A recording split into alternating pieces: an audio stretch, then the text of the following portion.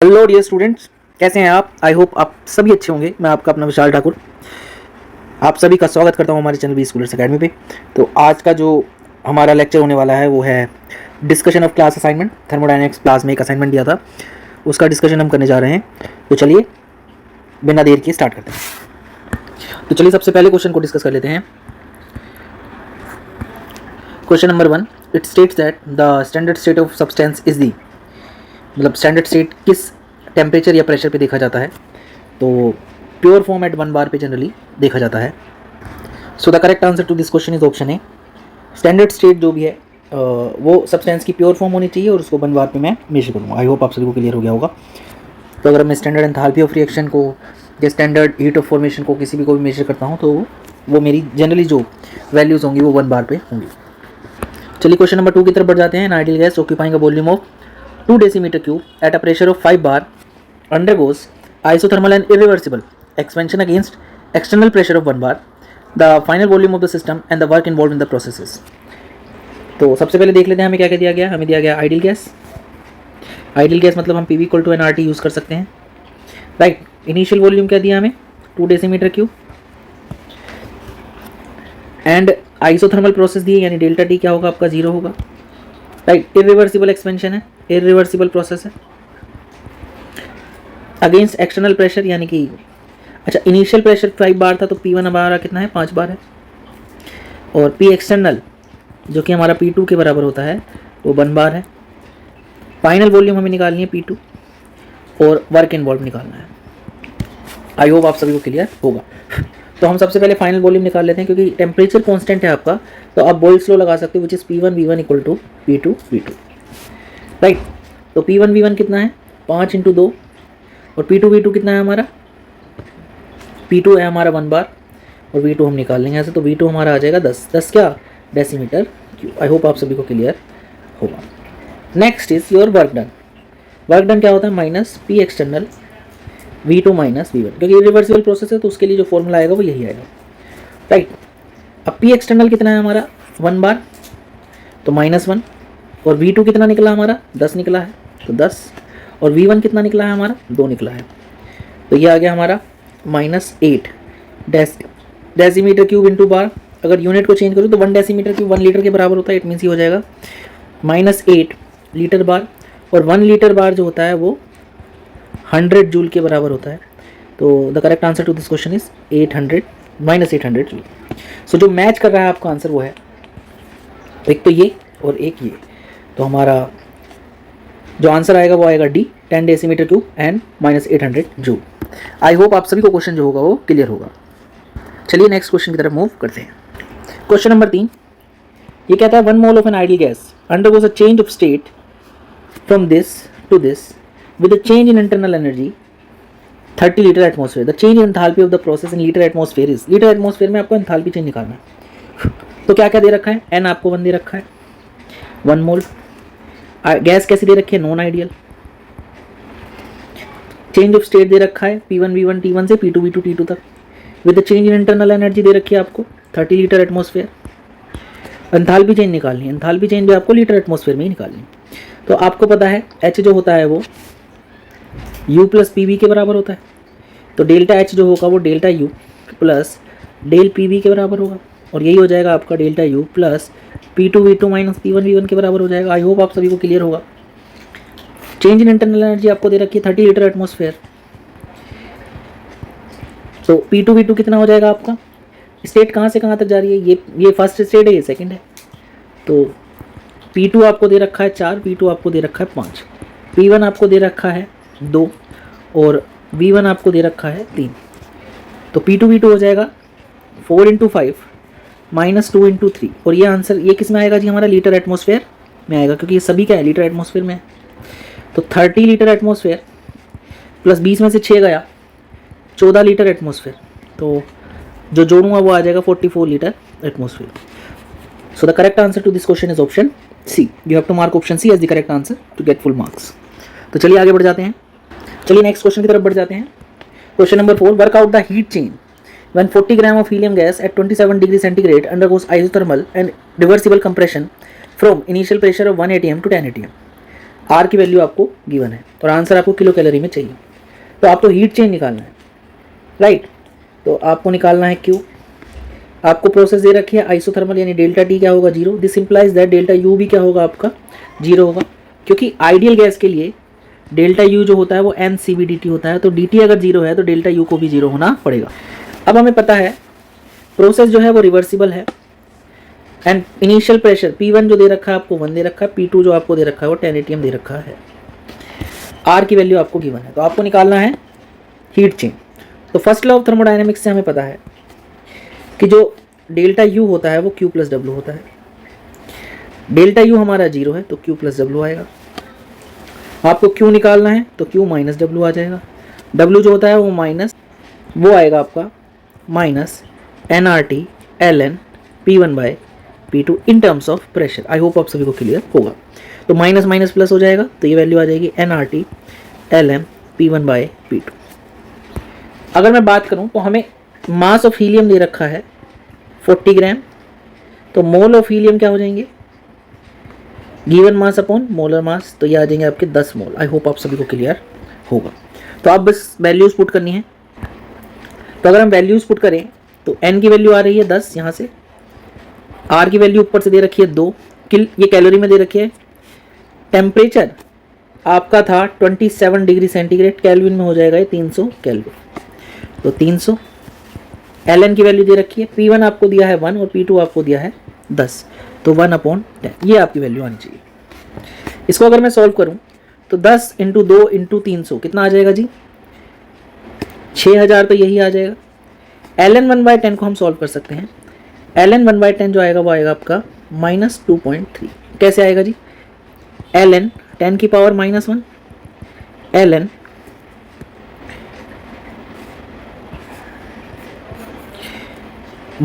ln 10 -2.303 log 10 और log 10 1 होता है, तो ये -2.03 जो कि मैं 2.3 लिख रहा हूँ। आई होप आप सभी को क्लियर हो, राइट। तो इसको अगर मैं मल्टीप्लाई करूँ तो ये वैल्यू आ जाएगी -13818 joule. In terms of joule में आपकी ये वैल्यू आ जाएगी। और अगर यही वैल्यू मैं किलो जूल में निकालूं तो ये आ जाएगी 13.818 किलो जूल। आई होप आप सभी को क्लियर होगा। तो चलिए देखते हैं कौन सा आंसर आपका सही है। So the correct answer to this question is option B. You have to mark option B as the correct answer, क्योंकि वो ही दे रहा है आपको -13.818 किलो कैलोरी। चलिए आगे बढ़ जाते हैं। क्वेश्चन नंबर 5 ये कहता है if N ideal gas does the work of expansion solely at the cost of its internal energy the process is. तो हमें फर्स्ट लॉ ऑफ थर्मोडायनेमिक्स पता है, वो क्या होती है delta U is Q plus W, right.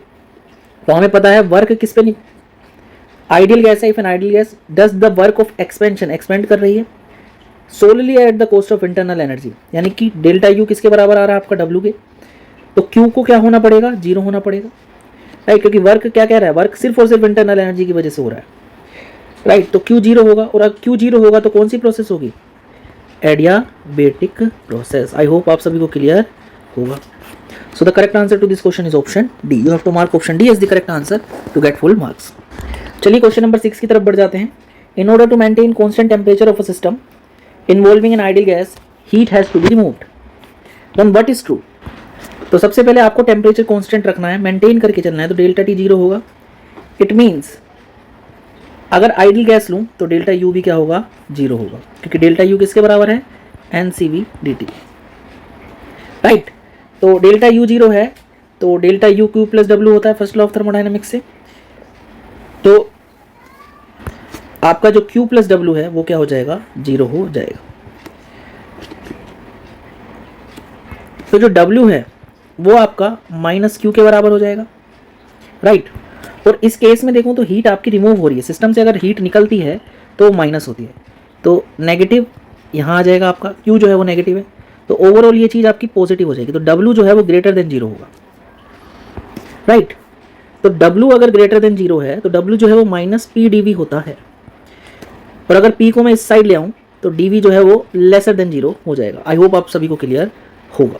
इसको आप ऐसे भी देख सकते हैं, तो जो W अगर ये पॉजिटिव है तो -PdV, अगर मैं -P यहाँ ले जाऊँ तो ये ओवरऑल क्वांटिटी आपकी नेगेटिव हो जाएगी, तो आपका जो dV है वो लेसर देन 0 हो जाएगा। सिंपल मैथ्स है, तो डी वी जे क्या है आपका V2 minus V1 lesser than 0, तो V2 क्या है लेसर देन V1। अगर मैं इसको इस साइड ले जाऊँ तो सिर्फ इस क्वांटिटी को, तो आपकी जो वॉल्यूम है इनिशियल वॉल्यूम ज़्यादा है, फाइनल वॉल्यूम आपकी कम है, राइट। तो आपका यहाँ से एक ही चीज़ है कि आपका कंप्रेशन हो रहा है, क्योंकि फाइनल वॉल्यूम आपकी इनिशियल वॉल्यूम से क्या है कम। और ये किस ऑप्शन में है, ऑप्शन ए में, the gas is being compressed. तो यही जो चीज़ है वो ट्रू है, एक्सपेंशन नहीं हो रहा है। एक और ऑप्शन है the gas is performing the work, work जो है वो पॉजिटिव आ रहा है, तो गैस पे वर्क होगा तभी पॉजिटिव आएगा। और ऐसा पॉसिबल नहीं है कि नाइदर एक्सपेंशन नॉर कॉन्ट्रैक्शन हो, क्योंकि कंप्रेशन तो हो ही रहा है। So the correct answer to this question is option A. You have to mark option A as the correct answer to get full marks. चलिए अगले क्वेश्चन की तरफ बढ़ जाते हैं। Question number 7, when 1.8 gram of steam at the normal boiling point of water is converted into water at the same temperature, enthalpy and entropy changes respectively will be delta H of vaporisation for water is equal to 40.8 kilo joule per mole. तो क्या हो रहा है इस question में, steam जो है वो वाटर में कन्वर्ट हो रहा है बॉइलिंग पॉइंट पे, और बॉइलिंग पॉइंट वाटर का कितना होता है 100 डिग्री सेंटीग्रेड, यानी केल्विन में अगर मैं निकालूँ तो 373 केल्विन होगा, राइट। और delta H of vaporisation of water हमें दे रखा 40.8 किलो जूल पर मोल। तो 40.8 किलो जूल आपको लग रहा है ये वाटर को स्टीम में कन्वर्ट करने में लग रहा है, एक मोल को। अब पॉइंट ये हमें क्या करना है, स्टीम को वाटर में कन्वर्ट करना है। तो क्या होगा, एंथैल्पी जो होगी वो नेगेटिव हो जाएगी। 40.8 किलो जूल स्टीम को वाटर में कन्वर्ट करने में लगेगा एक मोल को। आई होप आप सभी को क्लियर होगा। एक मोल जो है वो 18 ग्राम के बराबर है। तो 1.8 ग्राम ऑफ स्टीम के लिए कितना लगेगा, तो इसको अगर मैं 10 से डिवाइड कर दूं तो इस जगह को भी मुझे किससे डिवाइड करना पड़ेगा, 10 से डिवाइड करना पड़ेगा। तो जो एंथैल्पी आपकी आएगी वो आएगी माइनस 4.08 किलो जूल। तो ये जो वैल्यू आएगी 1.8 ग्राम ऑफ स्टीम के लिए आएगी, यानी कि 1.8 ग्राम स्टीम जब आपका वाटर में कन्वर्ट होगा तो जो एनर्जी लगेगी या एनर्जी रिलीज होगी वो होगा आपका माइनस 0.408 किलो जूल। आई होप आप सभी को क्लियर होगा कि ये एंथैल्पी चेंज आएगा। Next is your entropy. Entropy आप कैसे निकालेंगे, जो इक्विलिब्रियम पे प्रोसेस होती है उसके लिए हमें पता है आपका डेल्टा जी जो होता है वो 0 होता है, और डेल्टा जी जो होता है वो delta H minus T delta S के बराबर होता है। तो यहाँ से डेल्टा एच बाई टी क्या आ जाएगा, आपका डेल्टा एस आ जाएगा। डेल्टा एच जो है स्टीम से वाटर में जा रहा है, यानी कि ये क्या है आपका नेगेटिव है। सो माइनस 4.08 किलो जूल हमारा आ रहा था। और टेम्परेचर इस रिएक्शन के लिए स्टीम से वाटर कन्वर्ट होने के लिए आपका जो टेम्परेचर होगा वो बॉइलिंग पॉइंट दे रखा है आपको, 373 से आपको डिवाइड करना पड़ेगा। तो आपका आंसर आ जाएगा ये वैल्यू आ जाएगी आपकी माइनस 10.93 जूल पर केल्विन। तो ये वैल्यू आ जाएगी आपकी एंट्रोपी की। तो देखते हैं किस में आ रहा है ये, तो ये आपका ऑप्शन 3 में आ रहा है। So correct answer is option C. You have to mark option C as the correct answer to get full marks. चलिए क्वेश्चन नंबर 8 की तरफ बढ़ते हैं। During adiabatic expansion of 1 mole of a gas the change in internal energy is minus 100 joule. The work done in the process is, work done आपको बताना है। आपको adiabatic expansion दे रखा है, मतलब Q 0 है, तो डेल्टा U क्या हो जाएगा, Q प्लस W के बराबर हो जाएगा। This simplifies that delta U is W। तो आपको वर्क डन ही बताना है, तो वर्क डन डेल्टा U के बराबर है which is equal to minus 100 joule. तो correct answer to this question is option A. You have to mark option A as the correct answer to get full marks. चलिए question number 9 की तरफ बढ़ जाते हैं। For which of the following changes delta H does not equal to delta U. हमें पता है जो एच होता है वो यू प्लस पी वी के बराबर होता है, तो डेल्टा एच होता है delta U plus delta P V के बराबर आएगा। क्योंकि ये केमिकल रिएक्शन है तो यहाँ पे नंबर ऑफ गैशियस मोल्स जो होंगे वो चेंज होंगे। तो डेल्टा यू प्लस यहाँ पे मैं क्या लगा सकता हूँ, delta P V equal to किसके बराबर होगा, एन आर टी के। तो यहाँ पे आपका आर कॉन्स्टेंट है, क्योंकि रिएक्शन हो रही है तो एक पर्टिकुलर टेम्परेचर भी हो रही होगी, तो टेम्परेचर भी क्या होगा आपका कॉन्स्टेंट होगा। तो ये R T delta N G के बराबर आ जाएगा। आई होप आप सभी को क्लियर होगा। जो आपको मोल्स में चेंज देखना है वो सिर्फ गैशियस मोल्स में देखना है। तो डेल्टा एन जी जो है वो प्रोडक्ट के मोल्स माइनस रिएक्टेंट के मोल्स हैं, राइट। तो आपको बताना है किसमें डेल्टा एच और डेल्टा यू आपका बराबर आ रहा है। तो अगर आप देखेंगे कि डेल्टा एन जी 0 हो जाएगा, राइट, तो डेल्टा एन जी अगर आपका 0 हो जाएगा तो आपका डेल्टा एच बराबर आ जाएगा डेल्टा यू के, अदरवाइज नहीं आएगा। अदरवाइज ये आर टी की टर्म्स आपकी आ ही जाएगी। तो अगर पहली रिएक्शन में देखो तो प्रोडक्ट के मोल 2 हैं, रिएक्टेंट के भी गैशियस कंपोनेंट के मोल 1 और 1 2 हैं। तो डेल्टा एन जी आपकी इसकी वैल्यू करो तो 2 माइनस 2 0 आ जाएगी। आई होप आप सभी को क्लियर होगा। सेकंड में देखें तो प्रोडक्ट के मोल अगेन 2 हैं और रिएक्टेंट भी 2 गैशियस हैं। तो डेल्टा एन जी कितना आ जाएगा आपका 2 minus 2 which is equal to 0। Next में देखो तो प्रोडक्ट में गैसियस कितने हैं, एक है, और रिएक्टेंट में भी एक गैस है, एक सॉलिड है, तो हमें सॉलिड वाले से कोई लेना देना नहीं है। तो थर्ड के लिए अगर हम डेल्टा एन जी निकालें तो वो आ जाएगा 1 - 1 इज इक्वल टू 0। और फोर्थ में अगर मैं देखूँ इस रिएक्शन में, तो यहाँ पे अगर मैं देखूँगा तो डेल्टा एन जी अगर मैं फोर्थ के केस में देखूँगा तो क्या आ जाएगा, गैस एक है और बाकी दोनों ही सॉलिड हैं आपके, तो प्रोडक्ट में एक गैस है और रिएक्टेंट में 0, तो यह आपका आ जाएगा 1। आई होप आप सभी को क्लियर होगा। तो फोर्थ केस में delta H is equal to delta U plus R T 1, यानी कि delta H delta U plus R T आएगा। This implies that delta H आपका डेल्टा यू के बराबर नहीं है। So the correct answer to this question is option D. You have to mark option D as the correct answer to get full marks. I hope आप सभी को clear होगा। Question number 10, the enthalpy of combustion of 2 mole of benzene at 28 centigrade differs from the value determined by bomb calorimeter by. आप देखेंगे तो bomb calorimeter के through आप delta U को मेजर कर सकते हो, राइट। तो आपको निकालना है एंथैल्पी ऑफ कंबशन को डिफर करना है, जो भी बोम कैलोरीमीटर से आपका डाटा आता है, तो आपको delta H minus delta U निकालना है, राइट। और delta H minus delta U किसके बराबर होता है, आपको पता है delta H is delta U plus delta N G R T. तो यानी कि ये वैल्यू अगर इधर ले जाता हूँ तो ये किसके बराबर आ जाएगा, delta N G R T के। आई होप आप सभी को क्लियर होगा। नेक्स्ट इज आपको गिवन है बेंजीन का कंबशन आप करा रहे हो, तो benzene is C6H6 and 27 degree C पे ये लिक्विड होता है रूम टेम्परेचर पे। तो आपको इसका कंबशन करा रहे हो in the presence of oxygen और आपको मिलेगा CO2 प्लस में वाटर। आई होप आप सभी को क्लियर होगा। कार्बन 6 हैं तो यहाँ 6 कर दीजिए, हाइड्रोजन 6 हैं तो यहाँ 3 कर दीजिए। अब 6 दूनी 12 और 3 15 आपके ऑक्सीजन आएंगे, तो 15/2 यहाँ कर दीजिए। This is gas and this is liquid at 27 degree centigrade. I hope आप सभी को क्लियर होगा। तो यहाँ से अगर आप डेल्टा एन जी की वैल्यू निकालेंगे तो डेल्टा एन जी आएगा प्रोडक्ट के गैसियस मॉलिक्यूल माइनस रिएक्टेंट के गैसियस मॉलिक्यूल। बट यहाँ पे एक चीज़ देखने वाली है कि आपके बेंजीन के 2 मोल हैं, तो अगर आप इस इक्वेशन को 2 से मल्टीप्लाई करेंगे तो 2, ये 15/2 का 2 कट जाएगा, ये आपका 12 आ जाएगा और ये आपका 6 आ जाएगा। तो गैसियस CO2 जो है वो 12 है और O2 जो है वो 15 है, तो ये आ जाएंगे आपके -3। आई होप आप सभी को क्लियर होगा। तो delta N G R T की जो वैल्यू आएगी वो आएगी -3। आर को हम जूल में ले लेते हैं, 8.314 जूल पर केल्विन पर मोल, और टेम्परेचर आपको 27 डिग्री सेंटीग्रेड यानी केल्विन में आ जाएगा 300 kelvin. Temperature is 27 degree centigrade और केल्विन में 300 केल्विन आ जाएगा, तो ये आपकी वैल्यू आ जाएगी। अगर आप इसको कैलकुलेट करेंगे तो ये आएगा -7483 joule in terms of joule. और अगर मैं इसकी बात करूँ किलो जूल में तो ये आ जाएगा -7.483 किलो जूल। आई होप आप सभी को क्लियर होगा। So the correct answer to this question is option B, क्योंकि delta H minus delta U किसके बराबर आ जाएगा, delta N G R T के, right. So you have to mark option B as the correct answer to get full marks. तो आज के लिए इतना ही।